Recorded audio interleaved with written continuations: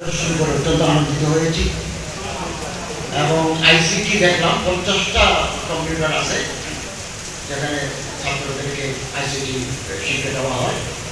রেজাল্টও আলহামদুলিল্লাহ খুব চমৎকার, 98%, 96%, 7% করে পাশের হার। কোয়ালিটি এডুকেশন এখানে দেওয়া হচ্ছে, এই ব্যাপারে আমি শতভাগ নিশ্চিত, উন্নত দেওয়া হচ্ছে। আমি আপনাদের মধ্যে আজ করব, মানুষের মধ্যে একতলাফাত থাকতে পারে, ডিফারেন্স অফ ওপিনিয়ন মেবি হতে পারে, কিন্তু একটা উম্মার চেতনা করলো মুসলিম আবুল মুসলিম আমার মুমিনুন একওয়া, এটাকে যেন আমরা ভুলে না যাই। দুই, আমাদের দৃষ্টিভঙ্গি এটা প্রসারিত করা দরকার। পরমায়িক তারা হচ্ছেন সমাজের প্রতি nucleus power of this society. আমি হালিশহরে প্রায় 16-17 বছর যার জুমার নামাজ ইমামতি করেছি, খোঁপা দিয়েছি। প্রতিটি আলেমের জন্য মসজিদ কেন্দ্রিক একটা বিশাল জনগোষ্ঠী আলেম আমাদেরকে পছন্দ করেন, আমাদের কথা মতো মেনে চলে। অর্থাৎ আমরা সিরাত রাসূলের পয়গাম, নবী করিম সাল্লাল্লাহু আলাইহি ওয়াসাল্লামের বিলাদত, মওলুদ, রাসাল, হিজরত, এই সমস্ত দিকগুলো আমরা মানুষের কাছে তুলে ধরব। আদর্শ আইডিওলজি এগুলো আমরা মানুষের কাছে তুলে ধরবো এবং এই জাতীয় মাদ্রাসা একটা নয়, লক্ষ লক্ষ মাদ্রাসা হওয়া দরকার।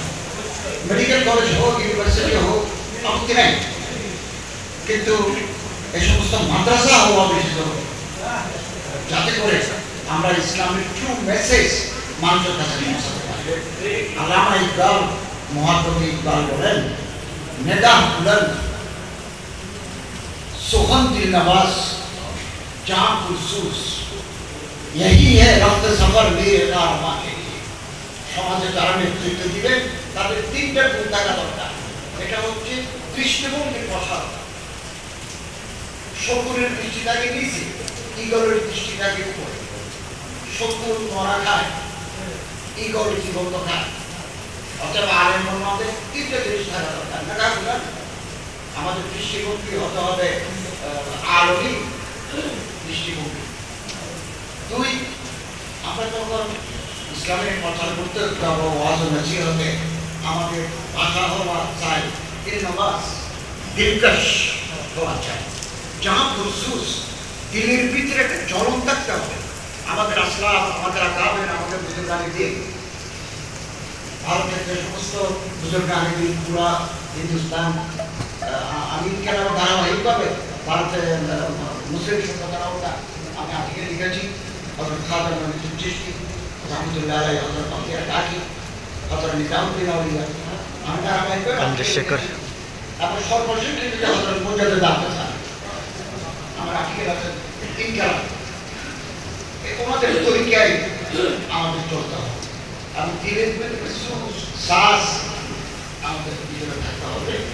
আমি অত্যন্ত আনন্দিত হয়েছি মাদ্রাসার কার্যক্রম, আইসিটি, লাইব্রেরি, আবার আরবি শিক্ষার কোর্স, অ্যারাবিক ল্যাঙ্গুয়েজ। কারণ আরবি হচ্ছে আমাদের মাদ্রাস, আরবি হচ্ছে আমাদের মাসাকে।